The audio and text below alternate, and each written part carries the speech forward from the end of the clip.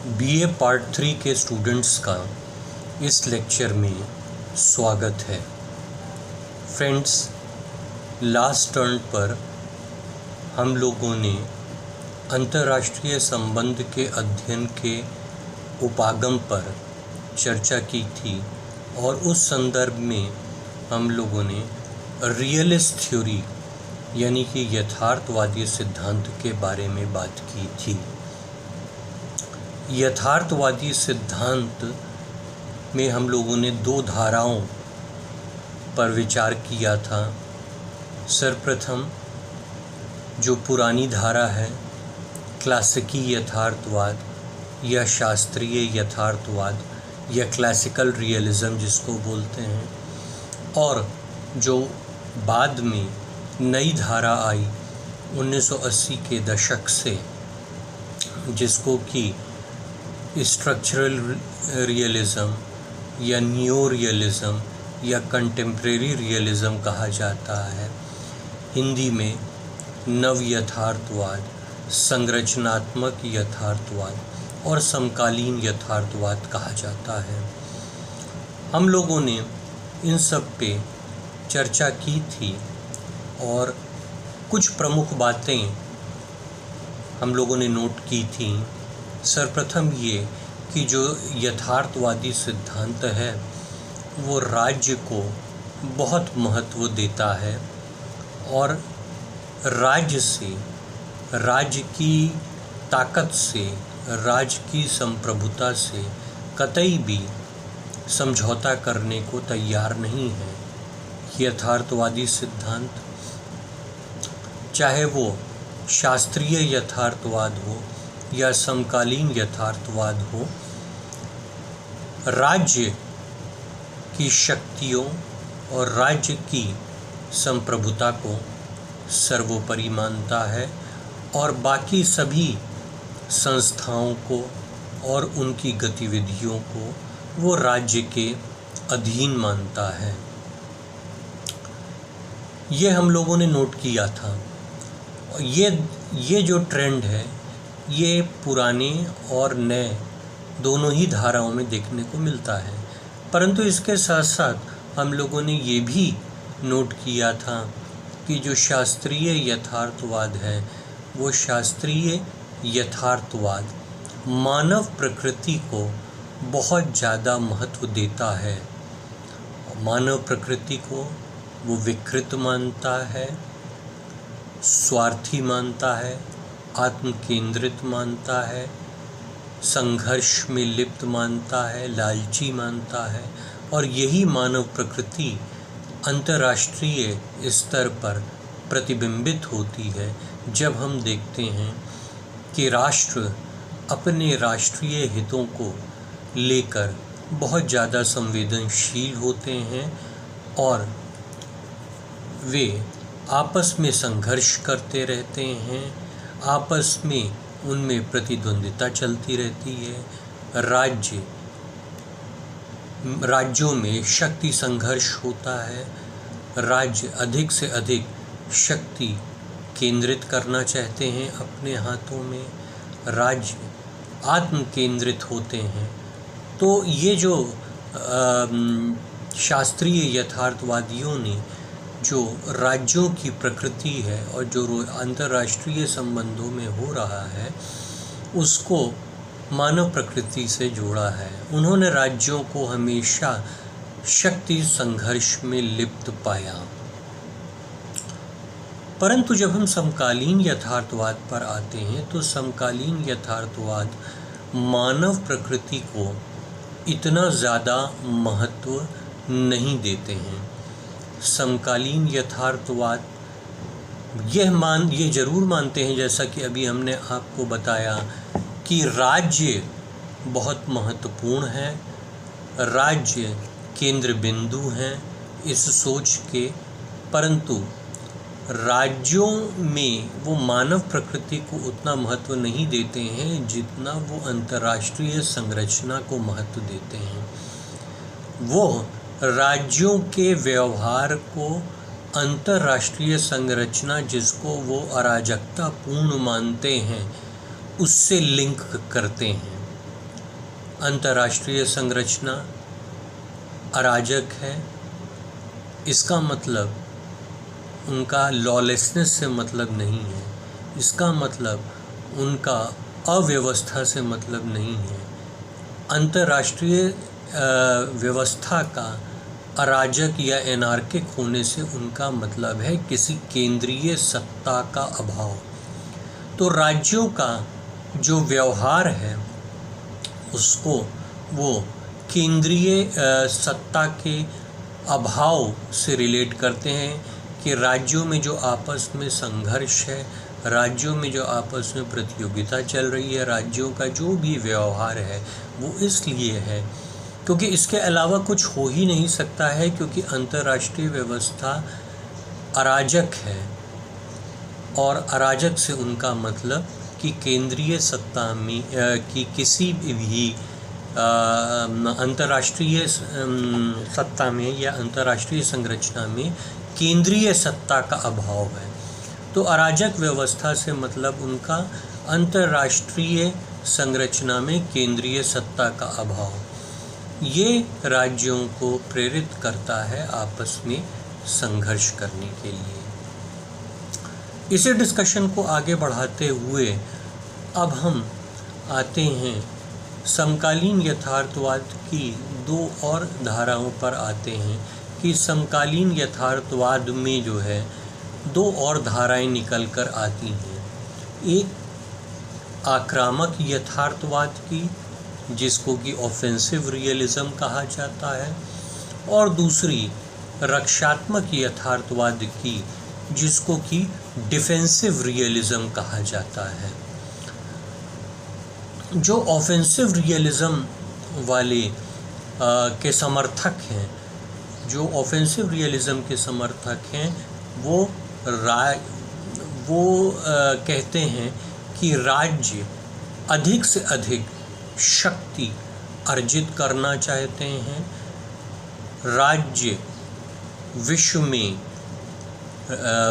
अपना वर्चस्व स्थापित करना चाहते हैं, अंतर्राष्ट्रीय वातावरण को नियंत्रित करना चाहते हैं। इस उद्देश्य से उनका जो बिहेवियर होता है वो आक्रामक होता है और ज़्यादा से ज़्यादा शक्ति को वो अर्जित करते हैं। मीयरशाइमर आक्रामक यथार्थवाद के समर्थक माने जाते हैं। दूसरा जो हमने धारा बताई थी डिफेंसिव रियलिज्म या रक्षात्मक यथार्थवाद, ये लोग कुछ नरमपंथी टाइप के होते हैं। इनका ये कहना है कि राज्य सीमित मात्रा में शक्ति रखती है, राज्य बहुत अधिक शक्ति को अर्जित नहीं करना चाहती है और राज्य अंतर्राष्ट्रीय वातावरण को नियंत्रित नहीं करना चाहते हैं। शक्ति तो वो रखना चाहते हैं लेकिन नियंत्रित ढंग से और सीमित मात्रा में। इसके समर्थक मैस्टेंड्यूनो हैं।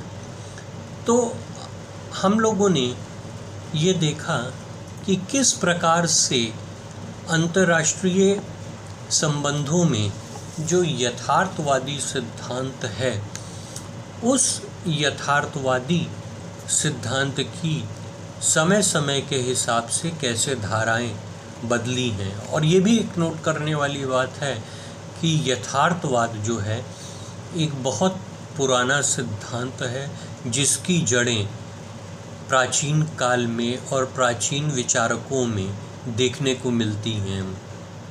शुरू में ही हमने आपको 2-3 विचारकों का नाम लिया था जो कि बहुत प्राचीन विचारक हैं। जैसे हमने थुसिडाइडिस का विचार लिया था, सुन त्सू जो चाइनीज़ मिलिट्री स्ट्रैटेजिस्ट थे उनका हमने नाम लिया था। और जब आप 15वीं-16वीं शताब्दी में आते हैं तो मैकियावेली उसके समर्थक थे और बाद में 20वीं शताब्दी में हेंस जे मॉर्गेनथाउ आ जाते हैं। और उसके बाद जब हम कंटेम्प्रेरी रियलिज़म पे आए तो कंटेम्प्रेरी रियलिज़म को हम लोग ट्रेस करते हैं केनेथ वॉल्ट्स से। केनेथ केनेथ वॉल्ट्ज ने 1979 में अपनी पुस्तक the theory of international politics लिखी थी। यहाँ से हम लोग इस चीज़ को ट्रेस करते हैं, अंतर्राष्ट्रीय इसको समकालीन यथार्थवाद को। तो इतना सब पढ़ने और इतना अध्ययन करने के बाद जाहिर बात है कि बावजूद उसके कि यथार्थवाद एक बहुत पुरानी सोच है, एक बहुत पुरानी विचारधारा है, परंतु इसके विपरीत भी लोगों की सोच डेवलप हो रही है। इसके विपरीत भी लोगों के अपने विचार हैं और इन लोगों ने यथार्थवाद की आलोचना की है। तो आज हम देखेंगे कि यथार्थवाद की किस प्रकार से आलोचना की गई है। संक्षेप में हम लोग देखेंगे कि यथार्थवाद की क्या क्या आलोचनाएं हो रही हैं, लोगों ने क्या क्या कमियां उसकी पॉइंट आउट की हैं। देखिए, यथार्थवाद की उदारवादी मीन्स लिबरल, और नारीवादियों मीन्स फेमिनिस्ट्स। तो यथार्थवाद की उदारवादियों और नारीवादियों द्वारा उनके संकीर्ण और आंशिक विचारों के लिए आलोचना की गई है। यथार्थवादियों के लिए शक्ति अंतर्राष्ट्रीय राजनीति का एक महत्वपूर्ण तत्व है, ये तो हम बता चुके हैं।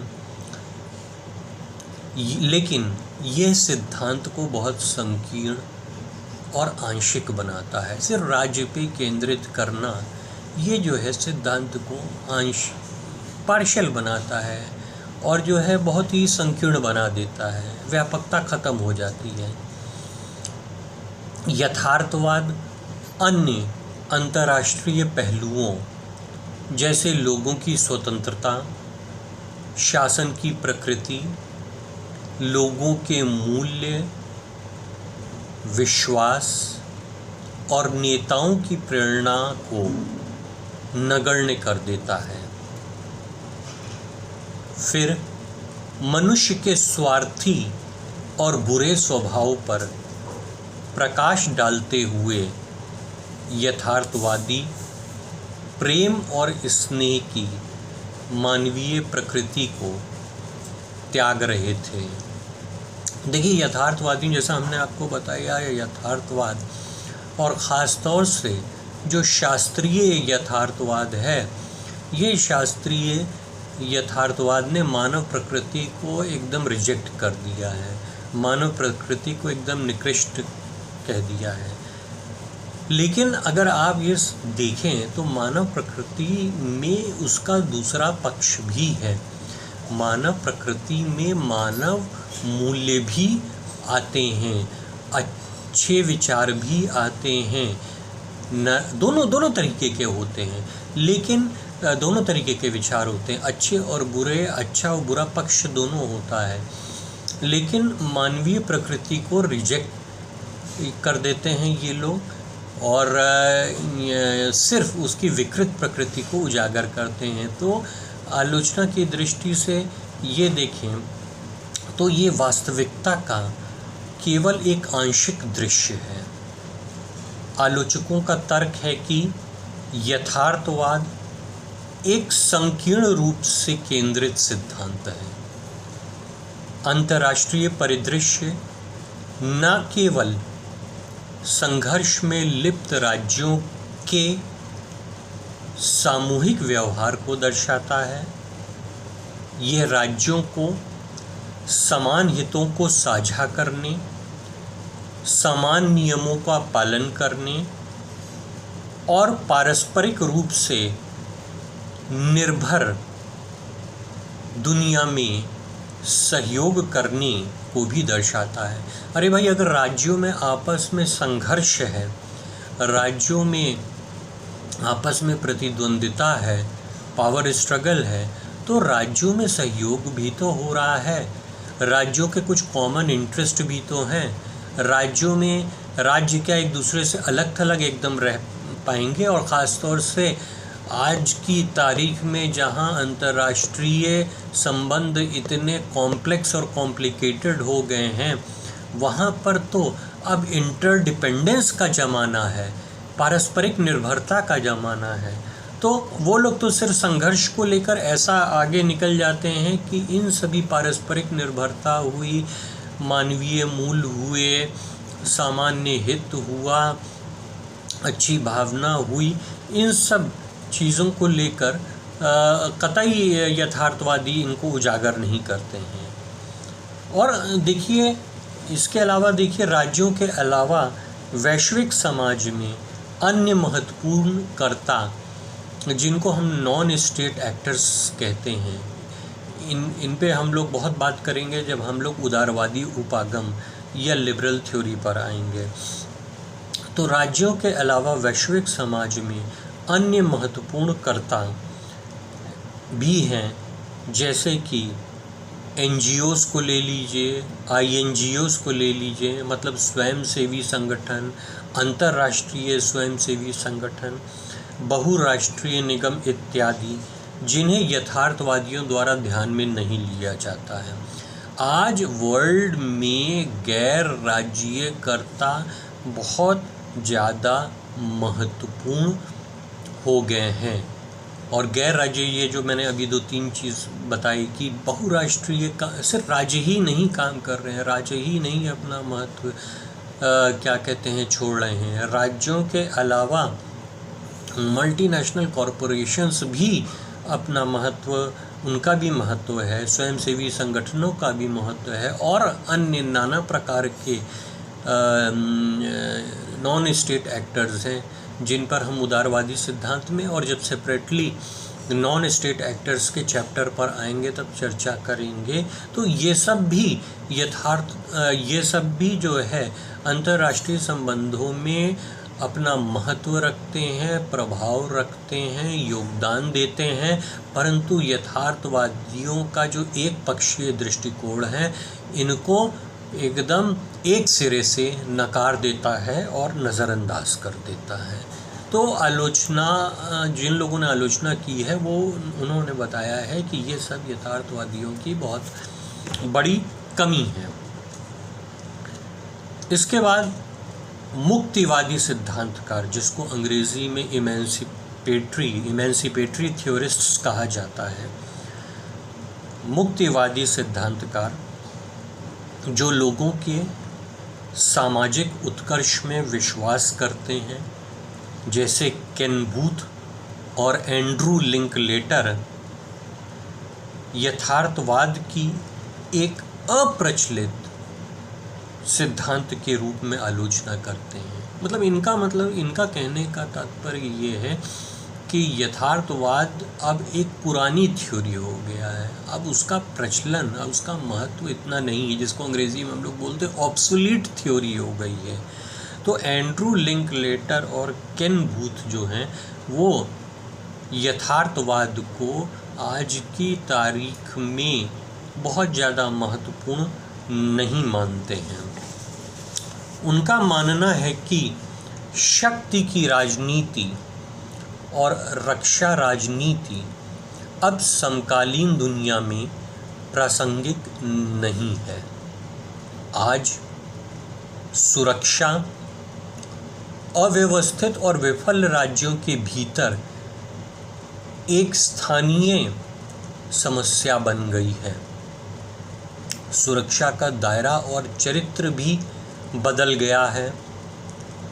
संपूर्ण वैश्विक समुदाय को सुरक्षा प्रदान करने की आवश्यकता है, जैसे कि पारिस्थितिक आपदा, यानी कि जिसको हम लोग बोलते हैं इकोलॉजिकल डिज़ास्टर, पर्यावरण से संबंधित जो आपदाएं हैं, गरीबी, शिक्षा और स्वास्थ्य सुविधाओं जैसे खतरों के संबंध में मुक्तिवादी सिद्धांतकारों का मुख्य जोर लोगों की भौतिक सुरक्षा पर नहीं है, बल्कि अधिक सामान्य और वैश्विक समस्याओं पर है। देखिए, ऐसा है कि गौर करिए, इन्होंने जो मुक्तिवादी सिद्धांतकार हैं, इन्होंने सुरक्षा की परिभाषा को बहुत व्यापक बना दिया है और उसका दूसरा पक्ष भी बताया है। जो यथार्थवादी थे उनके हिसाब से उन्होंने सुरक्षा को सिर्फ राष्ट्रहित से रिलेट किया था, बड़ा संकीर्ण था। और सुरक्षा में उनको जो लगता था कि सबसे ज़्यादा असुरक्षित करने वाली बात है वो ये है कि एक राज्य दूसरे राज्य से डरा हुआ रहता है, एक राज्य का दूसरे राज्य के साथ जो है शक्ति संघर्ष चलता रहता है, एक राज्य दूसरे राज्य के सापेक्ष में ज़्यादा शक्ति अर्जित करना चाहता है, एक राज्य दूसरे पे आक्रामक हो जाता है। तो उन्होंने सुरक्षा को राज्यों के मध्य शक्ति संघर्ष से रिलेट किया था यथार्थवादियों ने। पर जो मुक्तिवादी सिद्धांतकार हैं और जो अन्य समकालीन जो सिद्धांतकार हैं, इन लोगों ने सुरक्षा की डेफिनेशन को बहुत ज़्यादा विस्तृत कर दिया है। इन्होंने सुरक्षा को जो है कहा है कि आज सुरक्षा का मतलब एक तो ये है कि राज्यों के भीतर जो हो रहा है, बहुत से ऐसे राज्य हैं जो अंदर से टूट रहे हैं, जिनका संचालन ठीक से नहीं हो पा रहा है, समाज अलग थलग बिखर रहा है, नस्लों का झगड़ा हो रहा है, आतंकवाद है, अंदर से जो है जाति का धर्म का झगड़ा हो रहा है, ये राज्यों के अंदर हो रहा है। तो राज्यों के जो भीतर की समस्या है वो बहुत ज़्यादा असुरक्षा पैदा कर रही हैं, नंबर 1। नंबर 2, उन्होंने ये बताया कि जो वर्ल्ड की कॉमन प्रॉब्लम्स हैं, वो कॉमन प्रॉब्लम्स जो हैं सभी के लिए सामान्य रूप से सुरक्षा पे प्रश्न चिन्ह लगा रही हैं। जैसे कि पर्यावरण को लेकर ले लीजिए कि पर्यावरण नष्ट हो रहा है, तो उस नष्ट होते हुए पर्यावरण से जो आपदाएं आ रही हैं, उन आपदाओं के चलते हुए विकसित और विकासशील दोनों सामान्य रूप से प्रभावित हो रहे हैं। गरीबी, पूरे वर्ल्ड में गरीबी बढ़ रही है, शिक्षा की समस्याएं बढ़ रही है, स्वास्थ्य सुविधाओं का खतरा बढ़ रहा है। ये सब चीज़ें जो हैं, इसके संदर्भ में मुक्तिवादी सिद्धांतकारों का मुख्य जोर जो है वो लोगों की भौतिक सुरक्षा पर नहीं है, बल्कि अधिक सामान्य और वैश्विक समस्याओं पर है। वो जो मुक्तिवादी सिद्धांतकार हैं, वो जो वर्ल्ड की कॉमन प्रॉब्लम्स हैं, इन कॉमन प्रॉब्लम्स को अधिक महत्वपूर्ण मानते हैं। इन कॉमन प्रॉब्लम्स को और वैश्विक जो ग्लोबल प्रॉब्लम्स हैं, इन ग्लोबल प्रॉब्लम्स को ज़्यादा महत्व देते हैं। और इस दृष्टि से वो यथार्थवादियों की संकीर्ण अप्रोच को और एक पक्षीय अप्रोच को क्रिटिसाइज़ करते हैं, उसकी आलोचना करते हैं। इसके अलावा नव यथार्थवादी विचारों की नव उदारवादियों और संरचनाकारों द्वारा भी आलोचना की गई है। नव यथार्थवादी, जैसा आप जानते हैं, न्यू रियलिस्ट। नव उदारवादी का मतलब है नियो लिबरल्स, जो आज की तारीख में लिबरल्स हैं। संरचनाकारों मतलब कंस्ट्रक्टिविस्ट्स। तो नव नियो लिबरल्स और कंस्ट्रक्टिविस्ट्स ने भी जो है वो नियो रियलिज्म की आलोचना की है। जैसे शेलिंग को ले लीजिए, टॉमस शेलिंग ने रणनीतिक यथार्थवाद या स्ट्रेटेजिक रियलिज्म, इनका जो है वो संरचनावादियों के निशाने पर आया है। कोई भी रणनीति चाहे कितनी विवेकपूर्ण हो, मानव मूल्यों से मुक्त नहीं हो सकती है। मूल्य युक्त रणनीतियों पर जोर उतना ही खतरनाक है जितना कि शक्ति पर जोर देना। इसके अलावा व्यवस्था की संरचनाओं के प्रति केनेथ वॉल्ट्ज का आकर्षण एक सीमित सोच है।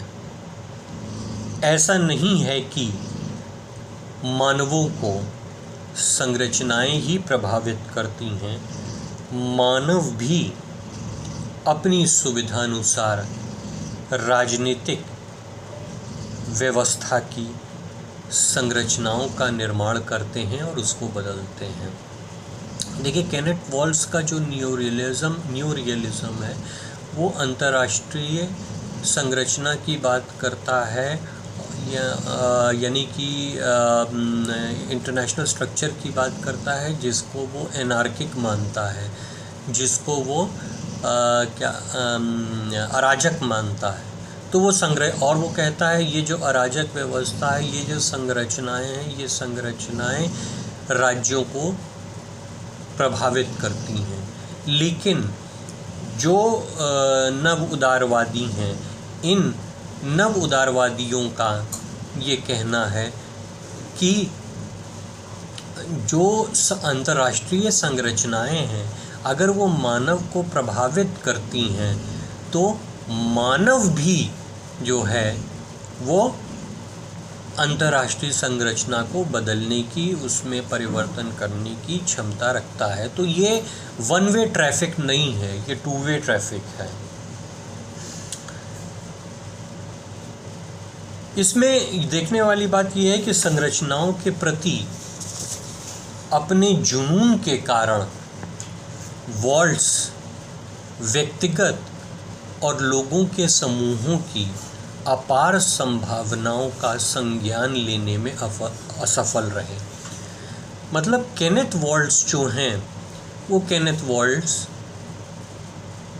संरचनाओं के प्रति इतना ज़्यादा उनका जुनून है कि जो व्यक्तियों में और लोगों का जो समूह है उसकी जो क्षमताएं हैं उसके द्वारा वो जो कर सकते हैं उससे उनका दिमाग हट जाता है, उनको वो कंसिडर ही नहीं कर पाते हैं। तो ये सब चीज़ें जो हैं यथार्थवादियों और नव यथार्थवादियों का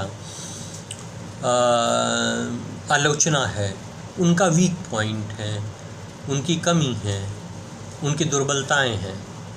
हालांकि अंतर्राष्ट्रीय संबंधों में कई विचारधाराओं की आलोचनाओं के बावजूद शक्ति और अंतर्राष्ट्रीय राजनीति में राज्य के महत्व पर जोर देने के कारण यथार्थवाद एक महत्वपूर्ण सिद्धांत है।